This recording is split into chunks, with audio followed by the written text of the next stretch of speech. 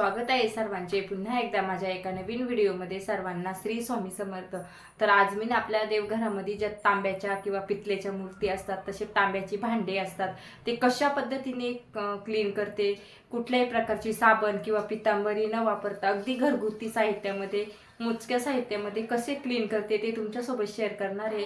तर त्यासाठी तुम्ही व्हिडिओ कुठेही स्किप न करता व्हिडिओ संपूर्ण पाहत राहा। व्हिडिओ आवडल्यास लाईक शेअर सबस्क्राईब करायला विसरू नका आणि बाजूला जे बेल आयकॉन आहे ना तेही प्रेस करायला विसरू नका, जेणेकरून मी जे नवनवीन व्हिडिओ अपलोड करेन त्याची नोटिफिकेशन सर्वात अगोदर तुम्हाला येईल।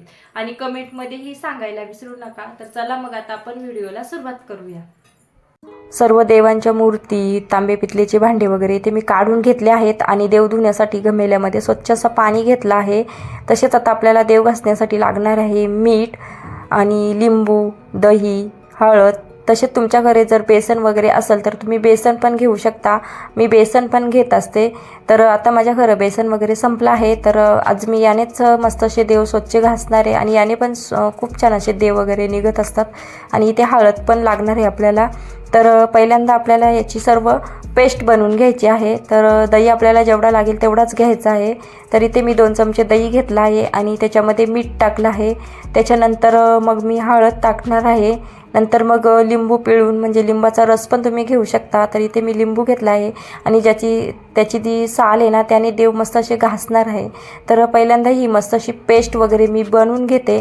आणि तुम्ही ना हे देव ना एखाद्या ब्रशने किंवा देवासाठी वेगळीच अशी स्क्रबची घासणी वगैरे असते ना ती पण घेऊ शकता। फक्त ती नवीन पाहिजे आणि देवासाठी वेगळाच ब्रश पण पाहिजे।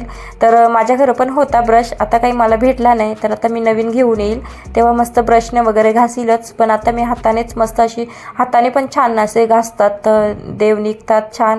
आणि याने ह्या पेस्टनी जर असे देव वगैरे घासले तर अगदी सोन्यासारखे चमकतात।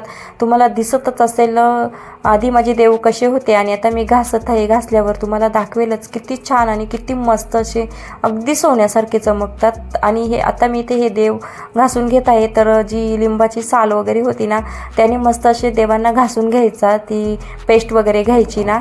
तर आता मी हे सर्व देव वगैरे घासून घेत आहे पहिल्यांदा।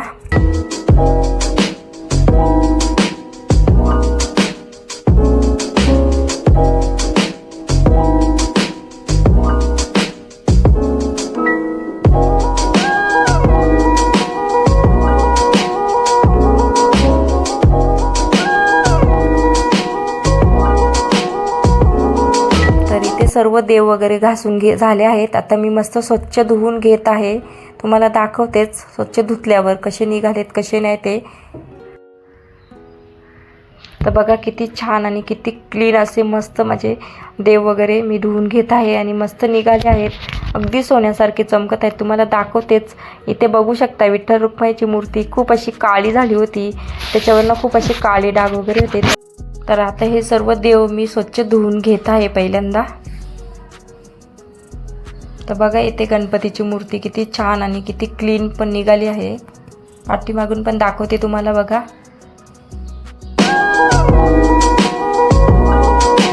तर हा तामण बघू शकता किती छान निघाला आहे, क्लीन झाला आहे। आता मी सर्व ही तांब्याची भांडी घासून घेत आहे। जी अर्धी लिंबाची फोड राहिली होती ना त्याने सर्व आता ही तांब्याची भांडी म्हणजे या पेस्टनेच घासून घेणार आहे। तर तुम्ही पाहतच आहात मी कशा प्रकारे घासत आहे भांडी, आणि पाणी पण तुम्हाला दिसतच असेल। तर आता इथे माझे देव सर्व भांडे तांब्याचे पितळेचे घासून झाले आहे, स्वच्छ झाले आहेत आणि पुसून पण इथे मी आता किचन कट्ट्यावरच देवाचाच कपडा आहे त्याच्यावर सुकत ठेवले आहेत, म्हणजे थोडा वेळ सुकेल। तर बघा किती छान आणि किती मस्त असे क्लीन झाले आहेत। तर नक्की तुम्ही ट्राय करून बघा। तर आत्ता मी करत आहे व्हिडिओचा एंड। तुम्हाला कसा वाटला ते तुम्ही मला कमेंटमध्ये सांगा। आवडला तर लाईक करा, जास्तीत जास्त शेअर करा। तसेच चॅनेलवर नवीन असाल तर चॅनेलला नक्की सबस्क्राईब करा। आणि पुन्हा भेटू आपण अशाच एका नवीन व्हिडिओमध्ये। तोपर्यंत सर्वांना बाय। श्री स्वामी समर्थ।